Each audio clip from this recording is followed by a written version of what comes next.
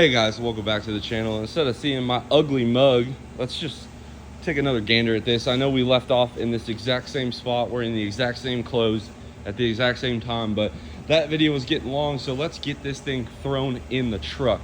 So for starters, we're gonna go ahead and throw our harness inside the truck, or on the engine, excuse me, and then we'll get our starter thrown on as well. This truck's pretty much already ready to go back together. It did get a little dirty from sitting outside, but basically all we're gonna do is just cut all these zip ties for all these coolers, get them draped out of the way. We already clearanced our cowl. Our tranny's still hanging on by a ratchet strap, which is always a good thing. I gotta clean the converter bolts out before we drop this in, but let's get this thing installed in this truck. And on this video, we're gonna be assisted again by Clay. Big thank you to him.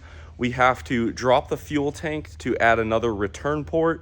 We have to change our tranny lines around a little bit, which I got them looped together so we could probably run it like this, but we do need to change our tranny cooler lines around for right now.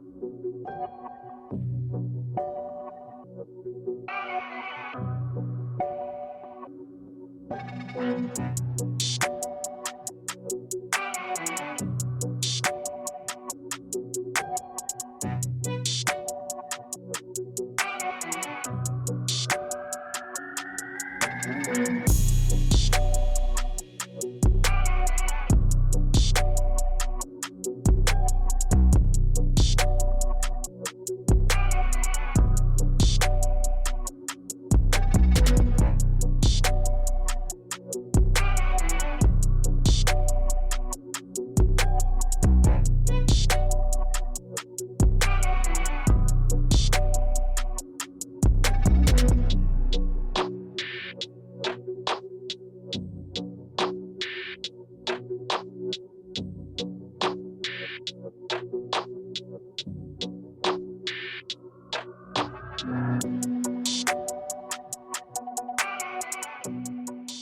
right, so we got her fully dressed, harnesses on and routed correctly, just kind of looped in a couple spots. We have our motor mount on this side, starter mounted, ECM mounted, and then just the miscellaneous like power steering, our fan shroud bracket, and alternators. So we're gonna go ahead and we already got this kind of everything slid off to each side, you know, etc. It should be a pretty straight shot in there. We're just gonna throw a tranny jack under there so we can support the trans up and down, get this thing set in its cradle. The only thing that we really changed, besides the engine obviously, is we are running these Armor Inc. semi-solid motor mounts. This is going to add quite a bit of vibration to the truck in the cab and stuff. So I'm not sure if this was the right call, but they're already on, so it is the call we are going to make. And yeah, let's get this old girl shoehorned in. Should be a good time. Now that I clearanced the cowl, we have a lot more room to work in this area here, because again, this is all gone now. So we gained about an extra 2 inches or so to work on stuff. Should make life a lot easier. What do you think, Clay? Are we gonna get this thing stabbed in the first try, or? If we don't, there's a big problem. Ooh, big problem. All right. So it seems like every week somebody's asking about this fire pump bracket. So I figured I would just kind of throw out my 2 cents. This is a lifting bracket that Fire Pump Diesel in Plain City, Ohio sells. I have myself held a fully dressed wet deck plate, 3 CP3s and turbos on it. On this case, we have a 6.4 engine with 2 CP3s fully dressed minus the turbocharger. It is 2 bolts here. These are 9.8 tensile strength. If you look up the shear, or the stretch, which is what these bolts have to do, I think it's like 6,000 pounds combined. I know the fire pump guys have actually picked up the front tires on a engine before, or on a truck before, with this bracket. So I understand that 2 bolts seem very, very misleading, but I promise you that this is a solid bracket and I use it all the time, whether I'm pulling a head or a motor. Works great. You can pull a trans with it. If you want to do the whole thing all at once, I really recommend this.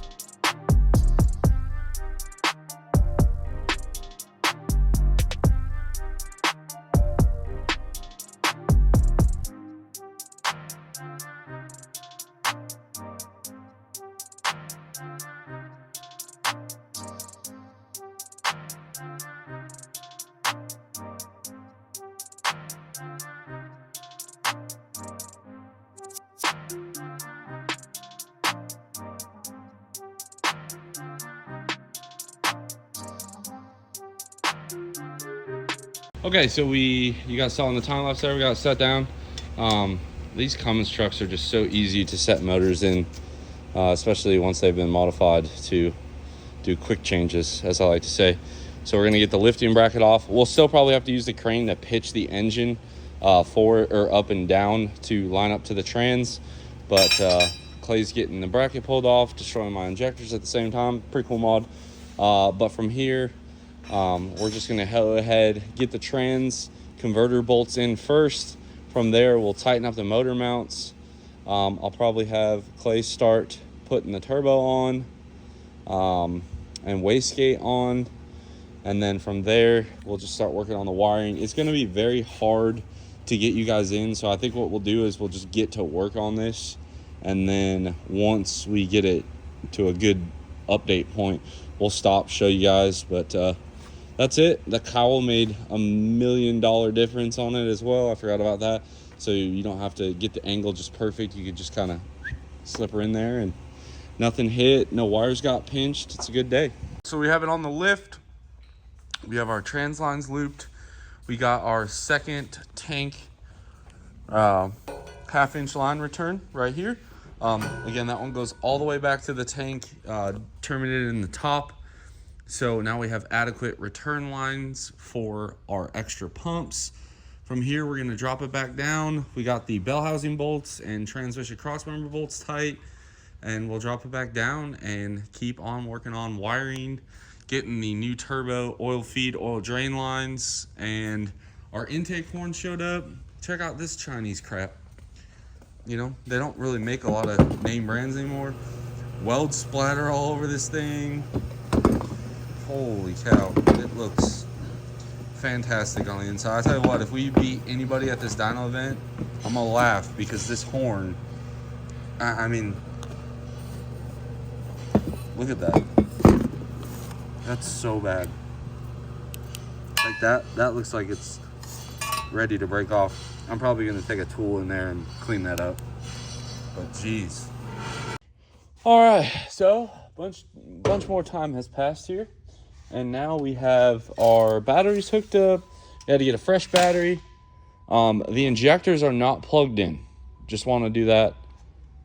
The air dog is. Hey, just bump the starter real quick.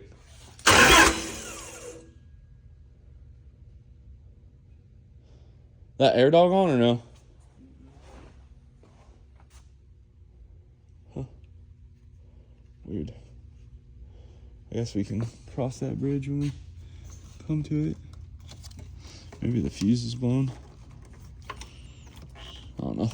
Oh, yeah, the fuse is sitting right there. All right, hold on, guys. Bear with me. Now we are going to crank it to build oil pressure. The injectors, again, are not hooked up, so this thing's not going to start. We're listening for any crazy noises. I have Clayton in there. When I wave my hand like this, that means to stop. We do have our dual pump controller plugged in, though, so go ahead, buddy.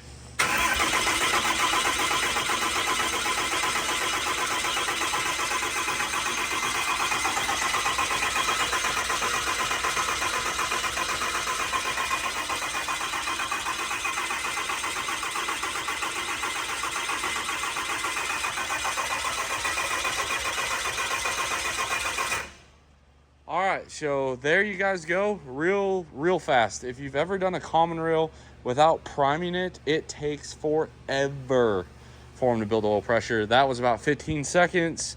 To some of you guys, that might seem like a long time, but that's actually very quick for a common rail truck. So now I'm gonna go ahead and take the valve cover off real quick, get our valve cover like injectors hooked up. But other than that, everything hooked up. The only thing that isn't working right now is the air dog. So we're going to have to do a little bit of investigating on that. But all good things. We're getting there little by little. It's the little stuff like oil feed, oil drain, all that stuff just takes time. Hooking up all of our wires over here, and everything's not finished yet. Running all of our extra fuel returns and all that. It takes time, guys. So I'm going to get this thing ready to go, but I promise you guys will get to hear it fire up for the first time. Slight wiring issue on the air dog, 100% my fault. We have the 5.9 map sensor hooked up right now, just in the old plenum. 5.9 rail pressure sensor. We're gonna try and start this truck on the old tuning, which the injectors at idle are very similar, so I'm hoping we can just hear it run. Clayton's been working all day and wants to hear it run. I'm not gonna do the hot retorque on this video, but I don't want to leave you guys hanging. So I'm gonna watch for leaks, anything bad. Go ahead.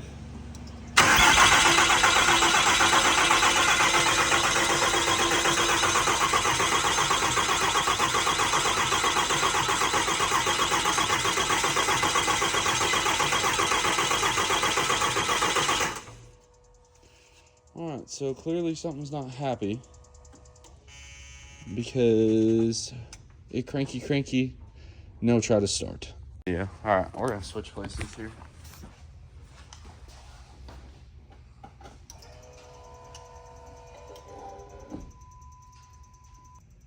Ready? Yep.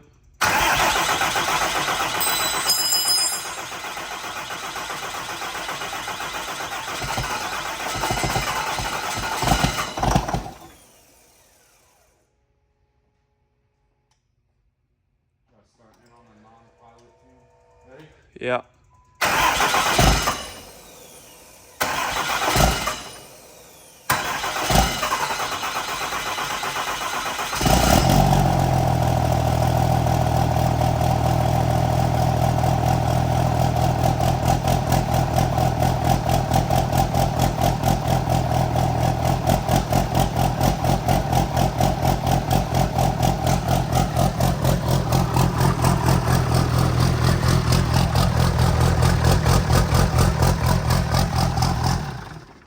All right, guys. So all I did was I switched it to a more traditional style tune-up on the switch, which shut the VP part off. Obviously, the commanded fuel values are enough different where it's causing it to lope. I don't want to break in the cam on a loping engine like that. What's going to end up happening is you're going to put a lot of fuel in the cylinders. That fuel is going to get by the rings that haven't sealed. You're going to get a lot of fuel dilution. I know you'll change the oil anyway, but let's get a good tune-up in this thing. Break the cam in correctly. It does run. That's awesome. I don't see anything leaking other than the one fuel line I did not have hooked up. But, this is a great day. Started today. It was a naked engine. Got it dressed. Got it all hooked up. Clay, what do you think? Was it worth sticking around for? Oh, yeah. You're the only reason why I stayed this late. It's still well worth. What was the lope like? It was Pretty nasty. All right, guys. So, in closing, hopefully you guys enjoyed this. I'm not sure how long this video ended up being, but this is kind of what it takes.